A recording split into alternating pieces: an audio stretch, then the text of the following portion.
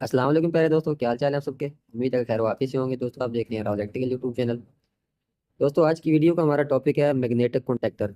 Magnetic contactor क्यों कहा जाता है।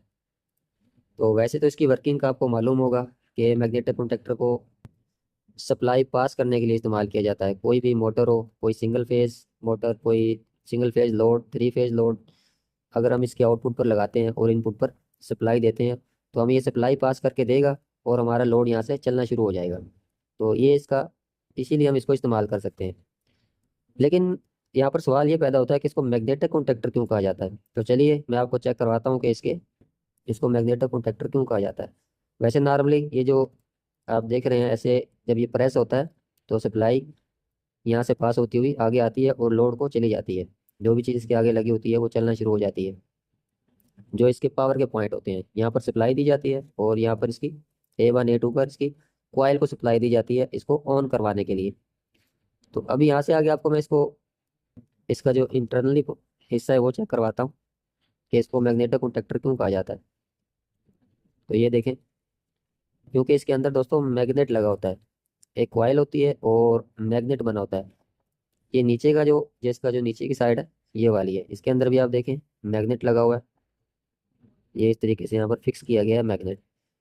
और यहाँ पर ऐसे ये कॉइल रखी जाती है। ये जो कॉइल जिसको हम सप्लाई देते हैं, ठीक है, 220 सप्लाई। अब ये जो कॉइल होती है, ये सामने आप देख रहे हैं जो मैग्नेट का जो थोड़ा सा हिस्सा होता है वो कॉइल के अंदर ही आपको नजर आ रहा होगा। और ये वाला हिस्सा ये मैग्नेट है। और इस मैग्नेट हिस्से के जरिए जो ऊपर वाले पॉइंट्स हैं, पावर के पॉइंट्स, ये जो पॉइंट्स हैं ये आपस में मिलते हैं। ठीक है, जब ये नीचे की तरफ आता है तो इसके पॉइंट्स आपस में मिल जाते हैं। जैसे ही हम कॉइल को सप्लाई देंगे तो जो नीचे वाला मैग्नेट होगा वो ऊपर वाले मैग्नेटिक पॉइंट को, ये जो ऊपर वाला इसका फिक्स किया गया है इसमें, इसको खींचता है अपनी तरफ। तो जैसे इसको अपनी तरफ ये खींचेगा तो ये पॉइंट्स जो ऊपर वाले मैग्नेट के पॉइंट होते हैं और जो पावर के पॉइंट होते हैं, ये इसके अंदर हिस्सा जो फिक्स किया गया होता है ये इसके साथ अटैच होता है। तो जैसे ही इसको अपनी तरफ खींचता है पॉइंट नीचे की तरफ चले जाते हैं और पावर सप्लाई के पॉइंट मिलते हैं और सप्लाई आगे पास हो जाती है। तो दोस्तों इसी में इसमें यही चीज़ है और कोई इसमें खास चीज़ नहीं है। ये सिर्फ एक कॉइल लगी हुई है। इस कॉइल को जैसे ही हम सप्लाई देते हैं तो ये एनर्जाइज हो जाएगी और एनर्जाइज होने की वजह से इसमें फ्लक्स पैदा होंगे। फ्लक्स पैदा होने की वजह से नीचे वाला जो मैग्नेट लगा हुआ है वो ऊपर वाले मैग्नेट को अपनी तरफ खींचेगा। और जैसे ही अपनी तरफ उसको खींचता है तो ये हिस्सा नीचे की तरफ चला जाता है।